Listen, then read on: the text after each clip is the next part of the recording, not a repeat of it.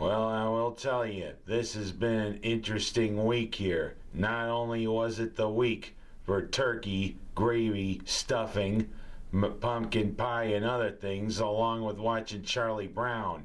We've had some pretty good sports stories, plus also a big story right out of Rochester that I've been following for a year. But I'm going to start with that one. Leticia Estacio, she was a Rochester City Court Judge. I mean, still technically is a Rochester City Court Judge. But apparently, let's just say, this one who's supposed to uphold the law likes to uphold a little booze, if you know what I mean. She was stopped on 490, supposedly heading to her job, but her eyes were bloodshot and she had 4 flat tires. Plus, she reeked of alcohol, and of course, the officer, when he's talking to her, she's like, "Why don't you let me go? You're ruining my life." Well, apparently yesterday it was handed down after she had gone off the wagon a couple of times, especially not using that breathalyzer that they install on the wheel of people who've had alcohol-related problems.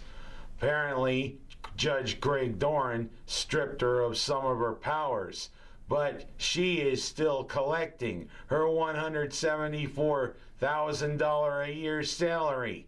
What's up with that?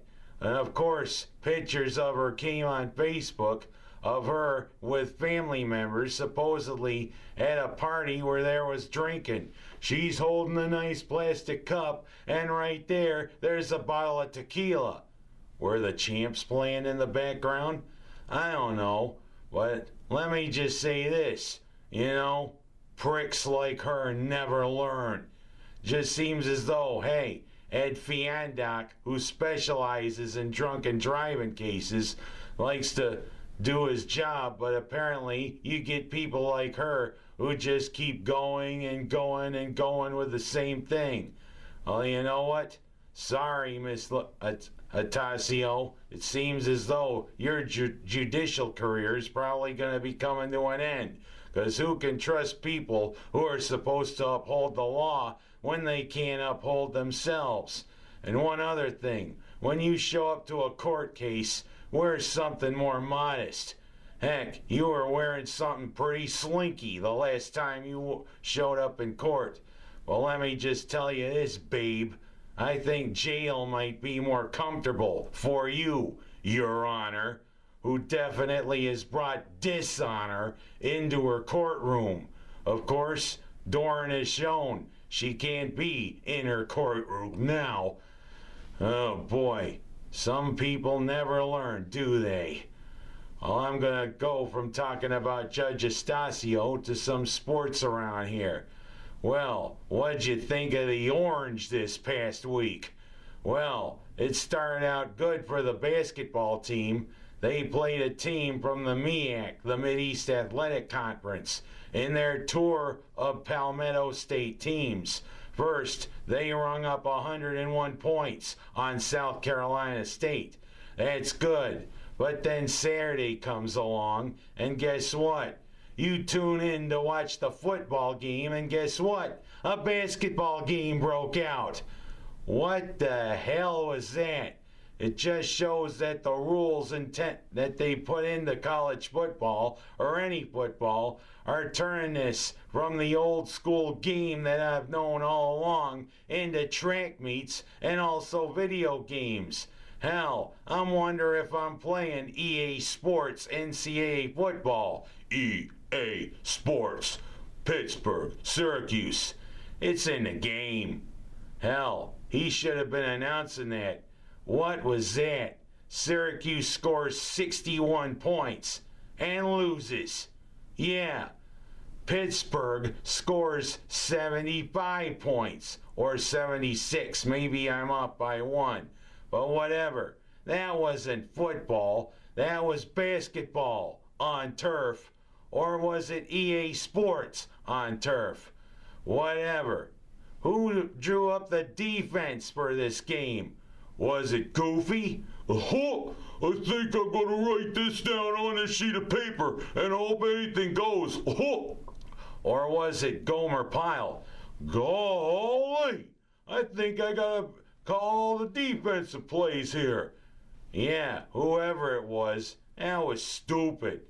It definitely shows Syracuse has a long way to go if it's going to have a defense capable of stopping anybody. Hell, Louisville rang up 62 points in the Dome, plus their quarterback, who looks like he's the favorite for the Heisman Trophy, picked a fine time to play hopscotch over a Syracuse defender. But whatever, that was a disaster. And of course, later on, you tune into the basketball game, and what happens? A football game breaks out.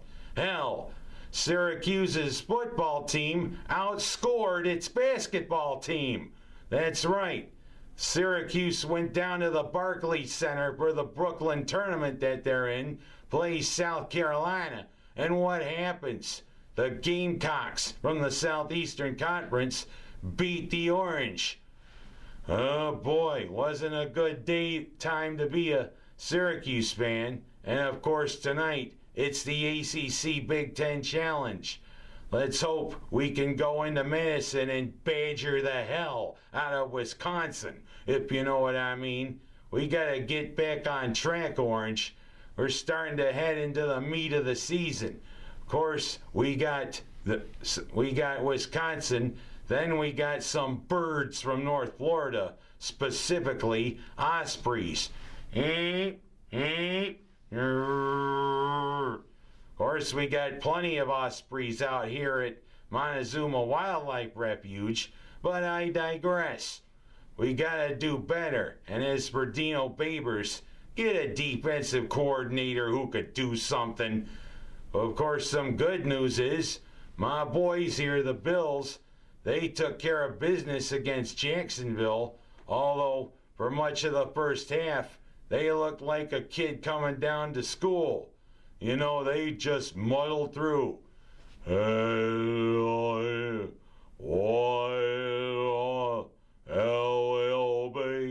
And somebody gave them caffeine, and they went. And that's what happened in the second half. Welcome back, Sammy Watkins. And Justin, Mr. Touchdown Hunter, with a great spectacular catch. Nice victory over Jacksonville. And now we got those resurgent Raiders that we got to take on. Then we head out to Oakland. For the first time in a while, Oakland's playing good. So, you know, two old school teams battling to get back to the prominence in the AFC. And last but not least, you know, it's time around here for hoops to start. That's right. Both Waterloo and Mynderse have kicked off their seasons for both boys and girls basketball, and Mynderse has kicked it off in pretty darn good fashion. Looks like the Mynderse girls and Mynderse boys are again to be forces to be reckoned with. And of course, Mynderse's boys basketball coach, Nick Ciotti, has got a pretty darn good team. Heck, we even got a center who shows, even in the Finger Lakes, we can dunk. You know, especially if you watched their first game in Section 5 last year. And of course, they've gotten off on the right foot. And of course, Waterloo definitely has been struggling, but Coach Dinan, who'd rather carry out his meals, has got a team that definitely looks to be much improved. They've been a young team. Hopefully, they can do good with him, and of course, the former athletic director, who's assistant coach, Joe Spazzato, actually. Of course, yeah, he spazzes out. Oh, whatever. Of course, Waterloo's girls team that has been a force to be reckoned with Tim, Don't Call Me Abraham Lincoln coaching, and of course, one of their best all-around female athletes, Logan Castiglione, on the team. This definitely will be an interesting basketball season, boys and girls around here. Good luck to both of the Blue Devils and the Indians. And I'll sign off by saying this about my cousin, who had a nice picture on Facebook. Hannah Fegley, showing that she's growing up way too fast, but she's dressed for success. I kind of wonder. Yeah, a supermodel supposedly had plastic surgery looking at her, but I wonder, is that what Gigi Hadid? And also, look at last night's paper. Terrific interview with new Waterloo Superintendent Terry Bavis by Spencer Tiptoe Through the Tulips, one of the best photographers and journalists around. Look for those two things. I'm Ken Haas, and that's my story this week.